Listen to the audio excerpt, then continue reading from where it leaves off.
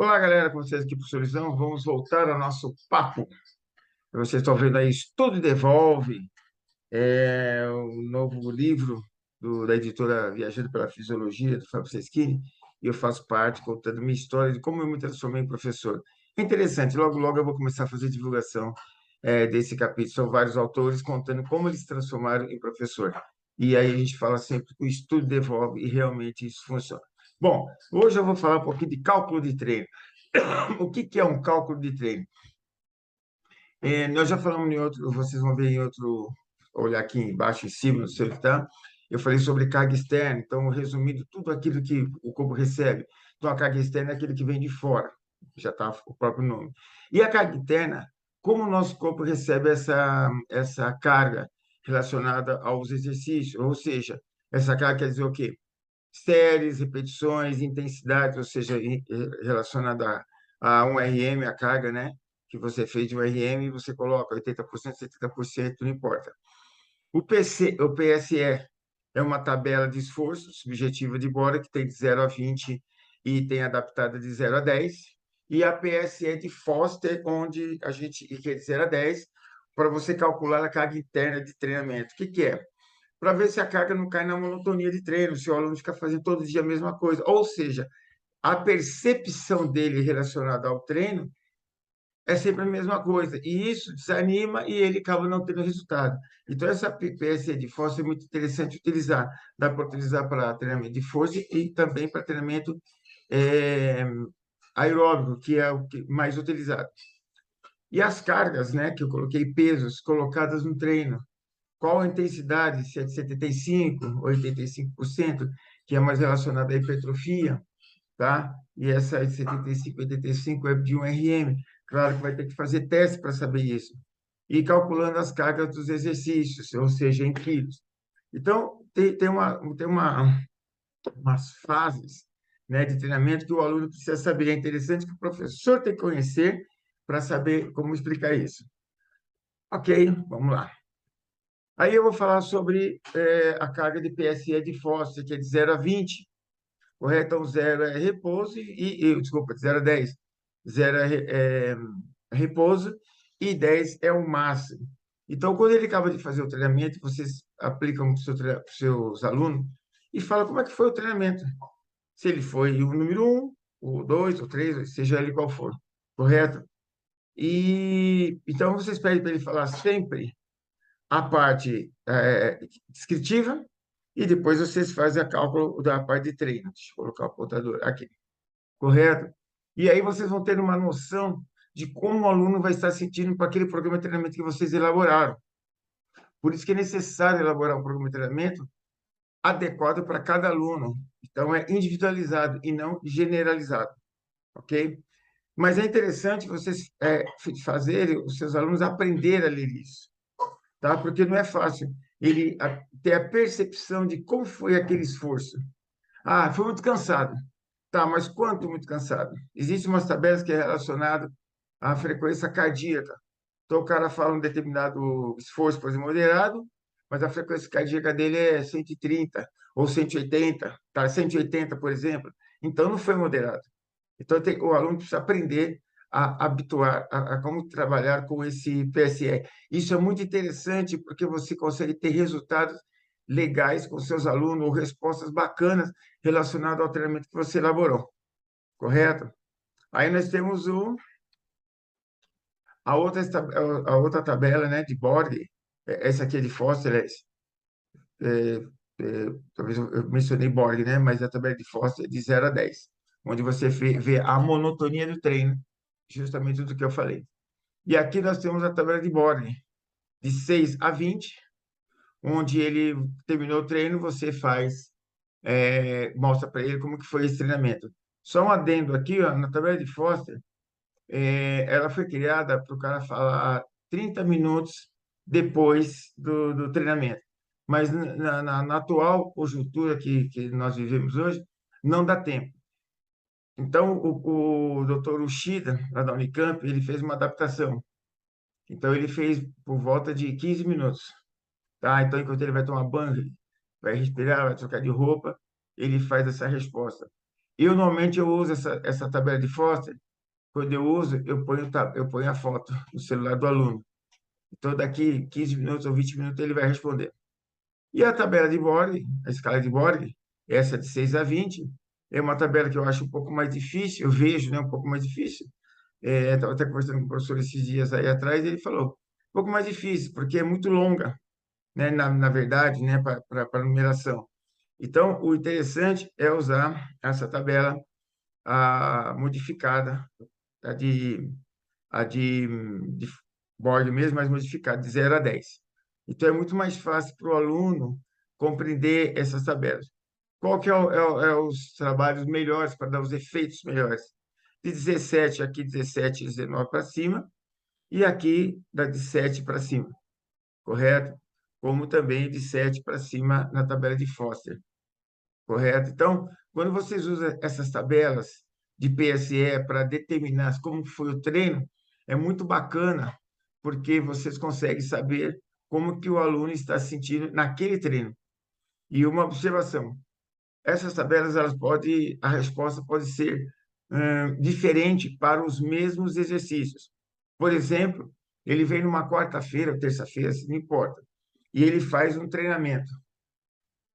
Ele responde, por exemplo, aqui na tabela de Foster, ele responde que foi, 8, 9. Muito, muito difícil, correto? E aí, na quarta-feira que vem, ele vai fazer o mesmo treino. Aí ele pode colocar, professor, foi 6, 5, 6, foi intenso, foi bacana. Tá? Então, já foi uma resposta menor que na semana anterior. O que precisa observar? Que hora que ele trabalhou, né? Que hora que ele veio treinar, se é depois ou antes do trabalho, e as interferências externas, tá? Ou você poderia chamar de carga externa, tá? Não carga de treino. O que ele recebe? Família, estresse, carro quebrado, cachorro que morreu, vizinho que brigou com a namorada, brigou com a mulher.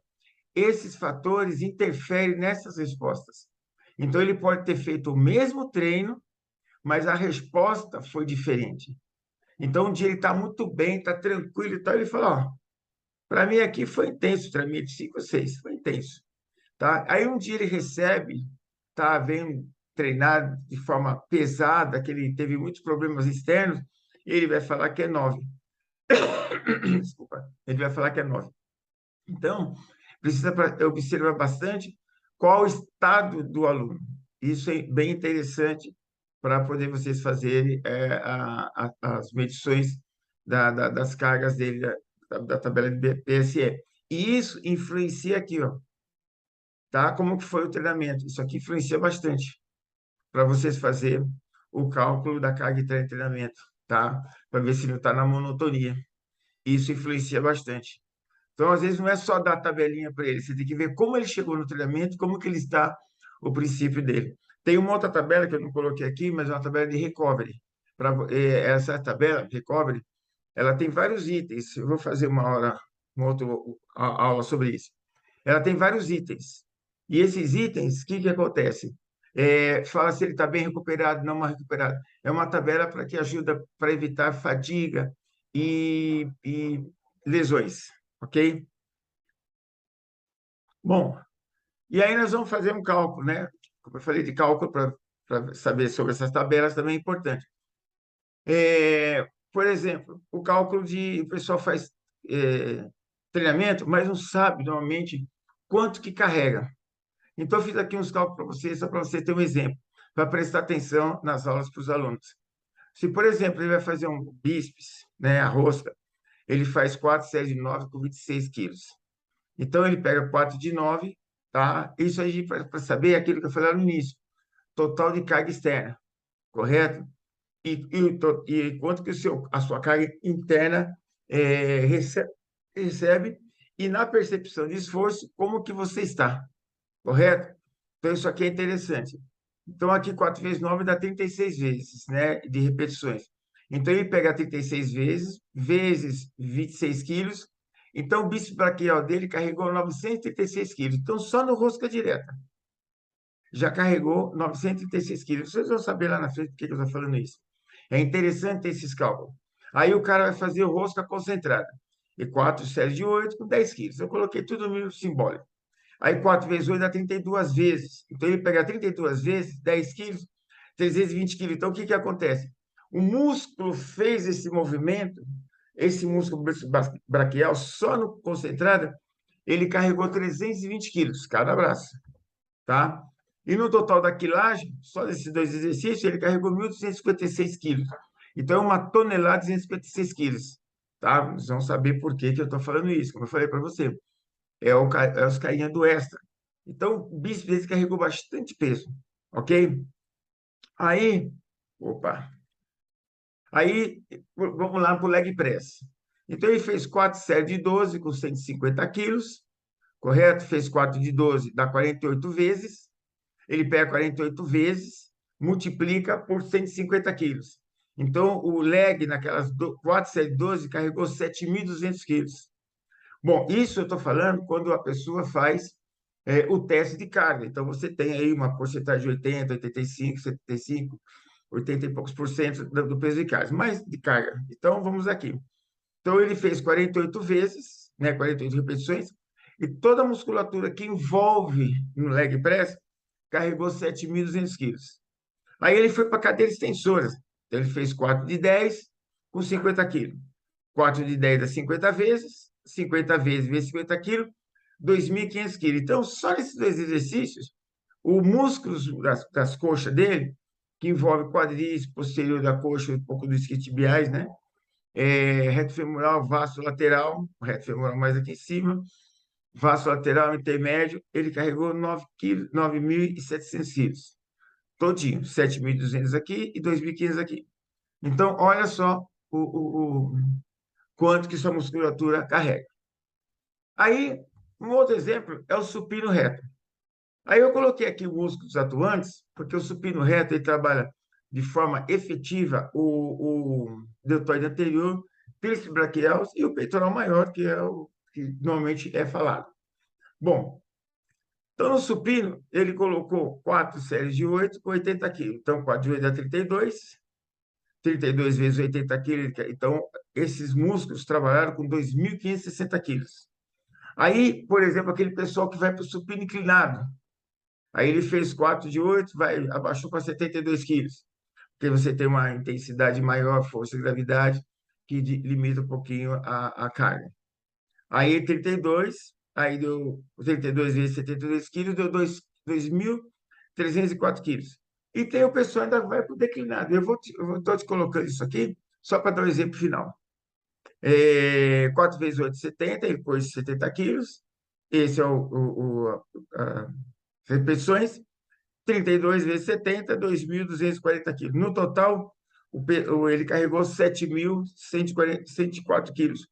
Esses músculos aqui, ó, deltoide anterior, tríceps braquial e peitoral maior, que é o principal. Agora eu vou dar um exemplo. O que acontece muito com esse pessoal?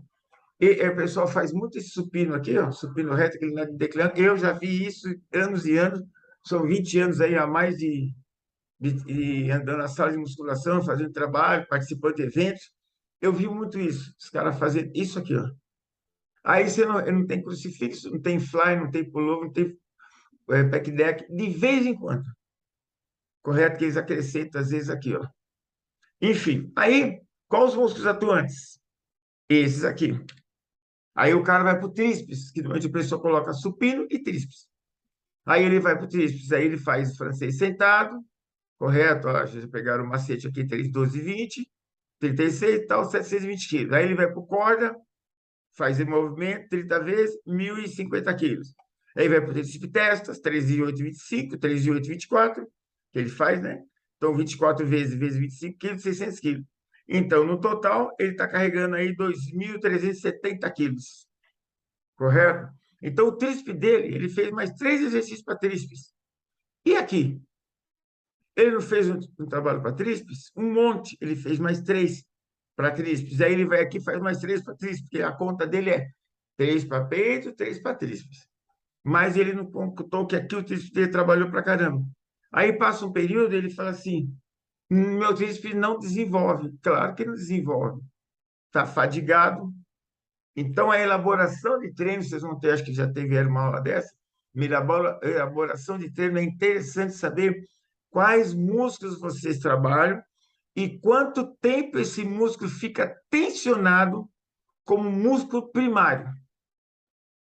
Correto? Porque nós temos um músculo primário, que é aquele que envolve o exercício, né, que ajuda a levantar cardio, e tem o sinergista, que trabalha junto na mesma direção. E aí, como é que faz?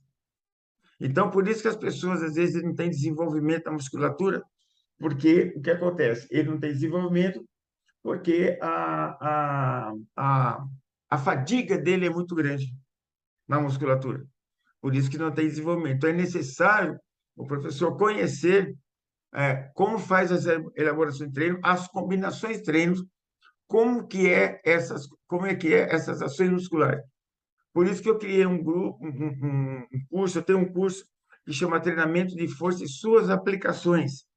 Lá vocês vão aprender, vão ver como que faz essas elaborações. Tem inúmeros módulos de exercícios, desculpa, de modelos de treinamento, de exercícios para iniciantes, intermediários e avançados, tem módulos de emagrecimento, teste de força, como faz teste de força, quais são os testes de força, de 1 RM, de IRMs e de 10 RMs. Existem todos esses processos lá no meu curso de treinamento de força. É só entrar na minha bio, correto? Tá aí, entra aqui no Instagram, entra lá na minha bio, clique em curso e vocês vão ver todos os módulos. Ok, galera? Valeu e até a próxima.